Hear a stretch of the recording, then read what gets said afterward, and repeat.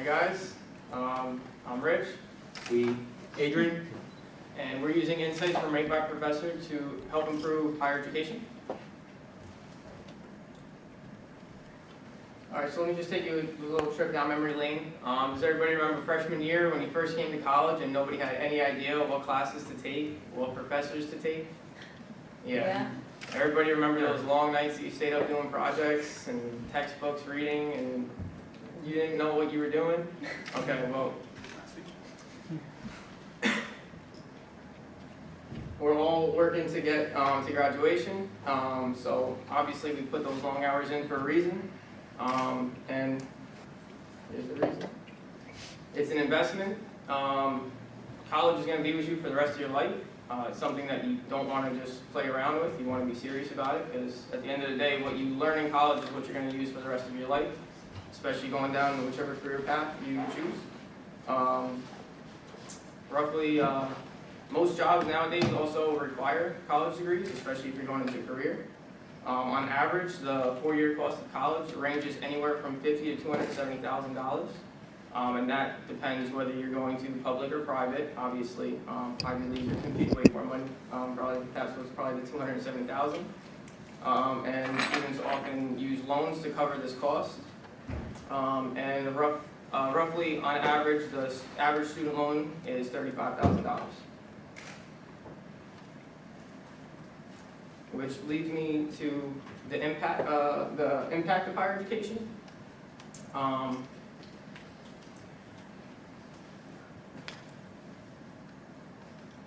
As of, let's see. So obviously that $35,000 equates to something. Out of everybody currently that has college loans outstanding, as of 2015, obviously, the current number is $1.2 trillion, and roughly out of that $1.2 trillion, 20% of that is defaulted loans. So obviously, it's a big investment.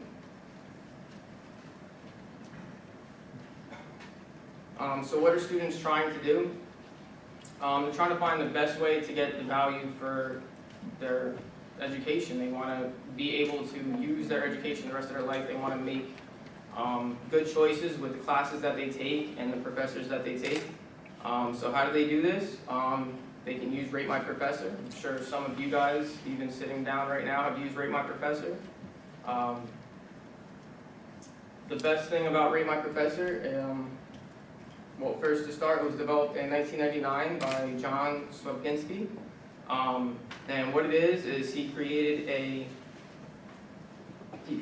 a community comprised of students who share their experience from classes and from previous professors that they've taken to help other students in the future be able to decide, should I take this class, should I not take this class? So how are we going to use this student experience to help us along the way? Well, we can explain that. So what are we hoping to do with this experience that we get from the student who write on about their previous experience taking the class? So what we do is we basically develop a classification model to predict the rating based on positive and negative reviews. And then we're going to extract the most important features that are coming out from it to see where the correlation is. And then we can use that to develop a recommendation to help improve the education process. So that we want the students to get more out of their bucks, because now it's value. You want to get value out of what you're getting put into. So the data set, so the data we're looking at is just the reviews from there. So you see the middle section is just the whole text, and it's correlated to the very metric that the website uses: helpfulness, clarity, and easiness. Helpfulness is how helpful the professors are out of classes. Clarity is how materials are being taught. And we translate during class, and easy how classes receive it. And we're using the most recent review. So we're not using past, we're using the most recent, because those are the most effective ways to look at. And what we decide, we dig further deep, and we decide to target clarity. As I say, we target clarity. Why? Because the way we look at it is that the curriculum is a set. It's set. However, the teaching method is not. The teaching method varies depending on professor by professor, so you don't have a set one. So the set is being controlled, it's a controlled professor. It's What they are is that how effective is material being taught, and how are the students perceive this materials. Because some are not on the same level, some are having a harder difficulty at such. And we actually found a correlation for two of them. It's between clarity and helpfulness. As you can see, clarity, as clarity increases, so does helpfulness. So they tend to go in tandem. So how we process this data? So we had to basically change the rating of any, from the clarity label, of anything that's greater than 3 into positive. Anything lower than 3 is into negative. And we're going to turn these reviews, because it's a set of words, so it's a little bit different. So we're going to turn them into a feature set using unigram, bigram, and trigram. So we're going to models. And the school of choice, Rutgers. They are premier public schools, public university. They're largest in New Jersey with 66,000. What we're trying to do is we're seeing how they're doing, we can learn something from them, or at least give us them. And the other data set, they have over 5,309 professors, but only about 4,944 of them that actually has a review, at least one review. That means at least one review in. That's about 93% of the staff. We scraped about, so with that, it's about 41,476 reviews. The distribution for them is that 25% is negative reviews. That's about 10,146. 1,476 are negative reviews. And those are the target that we're looking at.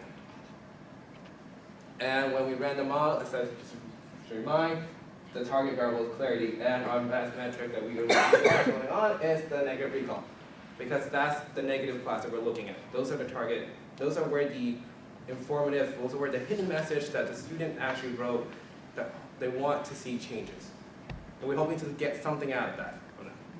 And what we get is? So from our model, we also got some informative predictors. Some pretty obvious, horrible, worse, do not take, unclear, which give a negative annotation to the review. However, we did manage to get some more unique predictors that give a more unique insight into the review, such as memorized, that implies students are just regurgitating from the textbook in their notes instead of actually learning the material. And useless, which means that they're not finding or seeing any value in coming to class.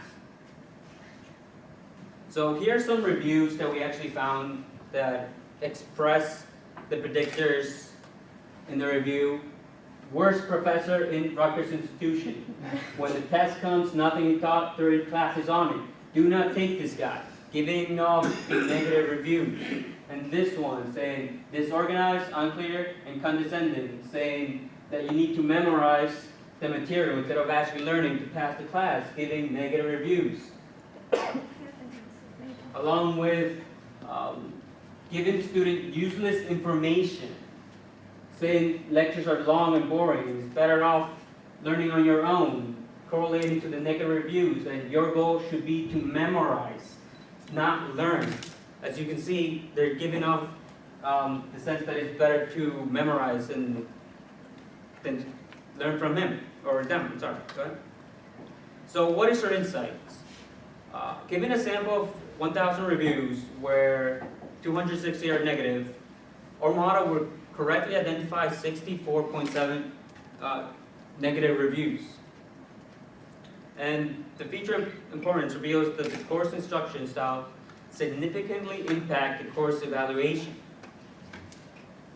So we also want to do some recommendations, such as improving the hiring process, making sure professors are able to answer any question the student may have, providing workshops for current and incoming professors on effective teaching methods, and improving course with applied learning and real-life challenges to encourage students to focus on applied knowledge rather than memorization. We got this model in order to improve education. We understand that our model is not perfect, but it's a good starting point. Thank you.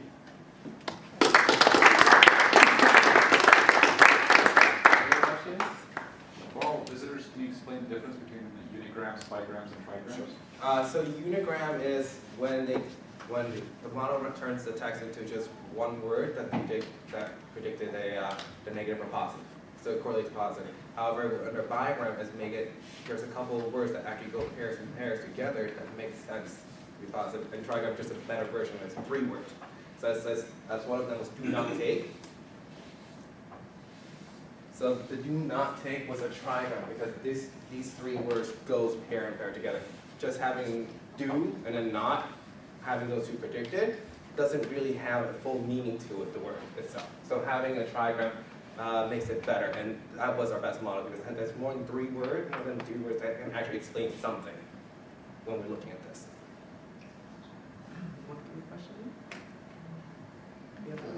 There was a table where you had the Unigram method? Yes. across the top, accuracy, precision, F measure. F measure. F measure, there, F measure. I think they're asking Oh, something yeah, about but what they mean. Oh, What's the definition? Okay, we didn't go fully on F measure, but precision is out of the sample set element is considered positive. Under recall is considered out of those negative, out of that specific class, what's the percentage of being correctly identified? So positive, so that applies to both the negative and the negative and positive. About the F measure. Overall, the overall. It's the overall evaluation. We went with the negative recall because we wanted to look at the true negative, the one that we wanted to actually look at target, because those are the review that we want to see what are the frustrations on the student side are. So we're going to clarify because you're going to see it again. Recall tells you what percentage of negative or positive reviews you actually identify correctly. So 64.7 means they've taken out 64.7% of negative reviews correctly. And the positive, so they have 83.4% positive recall in their data set, meaning that they correctly identified 83% of positive reviews at the same time. Precision is for every review that you had positive, how many of them are actually positive? How precise is your prediction? So that's what the other metrics, and the F measure is a harmonic average. So when you were developing the model, I noticed that quite a few of those things you rejected. What was the criteria for rejection of those data? If you go back. Yeah, scrapped 41,476 reviews. We scrape. So the review, so we scraped the most recent review from the 4,944 professor. And then we look at the negative review. So we focus on negative because those have the impact. Positive review is just positive. So we don't really target them that much. Well, So- I think there's confusion. Yeah. They didn't scrap them, they scraped them. We So scraped they them. wrote- Oh, They okay. wrote code that Okay. actually got 41. So- Gathered them in. So did you run into a situation when in the same class, one student praised the professor like crazy, and another student just totally said useless? Yes. So how did you handle that? So we want to see, what we did was decide that we looked at the most repetitive one. So like, even in a class, there's a review with a professor at least about 100 reviews. Out of that was, we saw, when we actually randomly click it, about 20 to 30% of them were positive, the rest was negative. They were consistent negative. So mostly the 20 to 30 are the one that has the base to understand it very well, while the other 70% are trying to say that they're trying to learn, but it's not being perceived that they're learning out. So you went for the majority. The negative, yes. We focus on the negative to see that we can try to improve or recommend it for the university to look at, how to make it look better for us. So when you said that you predicted this percent time correctly, so what were you doing in terms of applying the model to this data? You just looked for a few keywords and then you tried to, so tell me how you use the model to predict. For the future.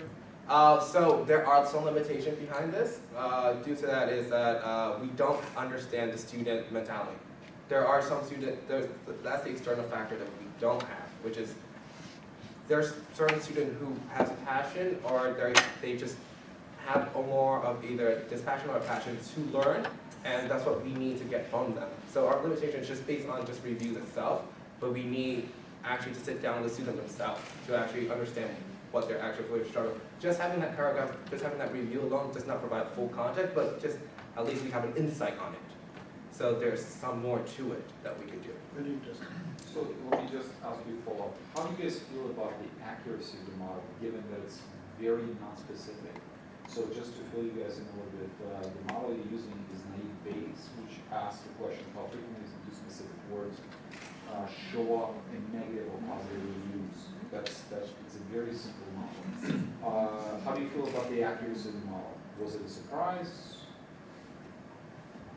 It was a little bit. It was a surprise. We thought it could be different. We thought it was going to be a little bit lower. My expectation for the model was about 0.6 for the accuracy, so like a 60% accurate.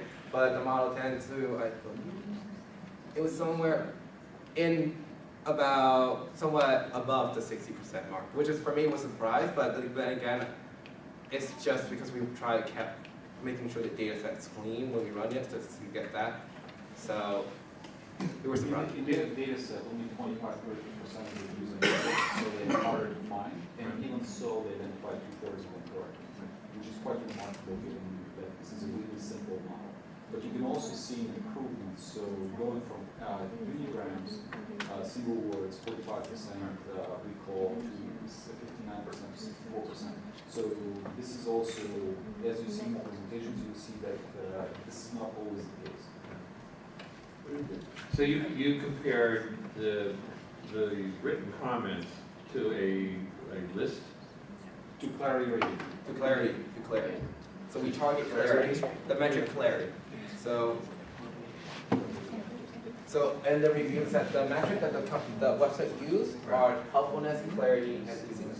We target clarity because it has a correlation to affect this one. Easiness we didn't correlate because there's a deeper effect because there's no actual correlation to easiness itself. Just the clarity and helpfulness that actually correlate to one another. As in we showed right here. As you see that as clarity rises, as we increase, so does helpfulness. So that has a stronger correlation if you should compare. And even if you look at the review that we take sample of, clarity and helpfulness are actually the same. Clarity is 1, helpfulness 1. So they actually go hand in tandem, and the easiness varies differently. Were those words processed? Were the words themselves processed? So the way you do text modeling is text is unstructured, you gotta find it. So the simplest way to structure text is to break it up into single words, bigrams, And so, and then ask, can I build a probabilistic model for the outcome? And that's what we've done. how do they define negative words? That's kind of the question I'm asking. Negative words? Well, yeah. So based That's on what they're looking for, association negative with words. negative reviews. So these are the words that if you have that word, have a significant impact on probability of a low clarity. So they actually identified Yeah. above 3 is a positive and below 3 is negative. So when the words appear in this review, that means it's most likely to be negative. So this is how the association is. The positive negative is clarity below 3 Right, is that I negative. I'm just trying to figure out, did they actually process the word worse? They Yeah. looked at the probability of association of the word worse in text with the clarity label of 3 or lower. And how did they know that worse was the word that they should be looking at? That's what the model tells them. They didn't know. Those words Oh, are yeah. discovered by the Okay. model. The model came out. The model came out with a list of That's 10 the top- insight that you can get from the model. They tell you these are the most words that are negative, most words that are positive.